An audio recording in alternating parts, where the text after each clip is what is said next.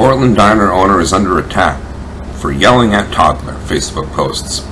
The article, which can be found here, and it says something that is really being overlooked by the lamestream media, says it all.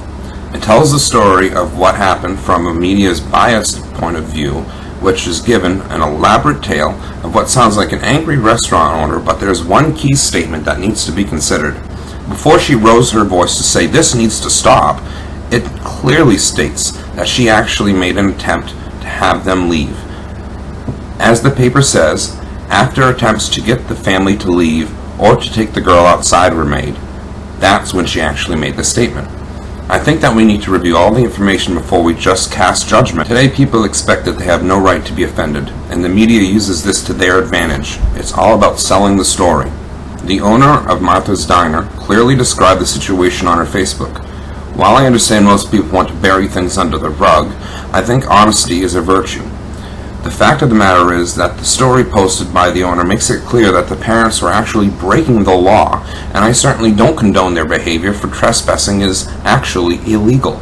The owner had hinted to the parents that it was time to go by offering a check, and the parents ignored that request and simply continued talking and ignoring their child. Did they think for 1 second to give that child the pancakes that were in front of them? No. As a parent, I realize that my daughter is at the table, and I do not ignore her. We all get distracted from time to time with a discussion, but that is not the same as keeping food from within reach of your child and letting them cry for 40 minutes, then refusing to leave by ignoring the owner's request to do so. From what is said, they left the pancakes in the middle of the table where the child could not get to them, and that was likely why the baby was crying. That, combined with the fact that both parents were in their own little worlds, paying no attention to their child. Later, the owner finally requested that the couple leave directly. Just like in our own home, if we ask someone to leave, it's time for them to leave. After the parents ignored this, the owner did indeed raise her voice and say that this has to stop. If someone wouldn't leave my house, I might just raise my voice too. Who wouldn't?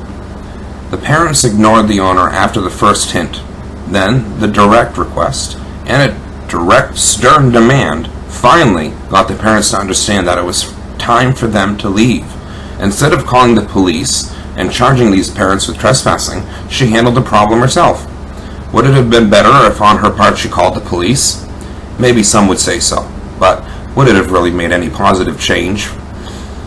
The law states that a person is guilty of trespassing if he or she remains in any place in defiance of a lawful order to leave that area that was personally communicated to that person by the owner or another authorized person.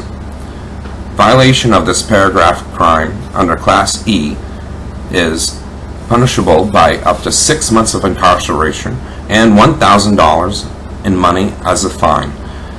This information was taken directly from the state of Maine on the laws of trespassing, which the owner likely knows about, as most business owners do. Instead of charging them with a crime, she gave them a wake-up call.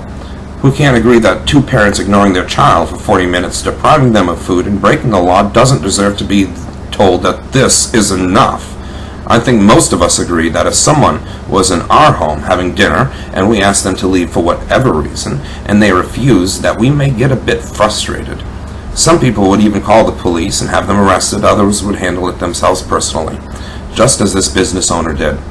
Despite what the owner writes on Facebook, we need to remember that we all have a freedom to speak and a freedom of speech under the First Amendment. If she's upset, she has every right to be. When the media smears people and demonizes them, shouldn't they be upset? I stand by our First Amendment, and we have a right to be offended by someone, but for the media to demonize someone for telling two inept parents to wake up, well, I say shame on our media and shame on the parents for treating their child like a pet, ignoring it until they wanted its attention.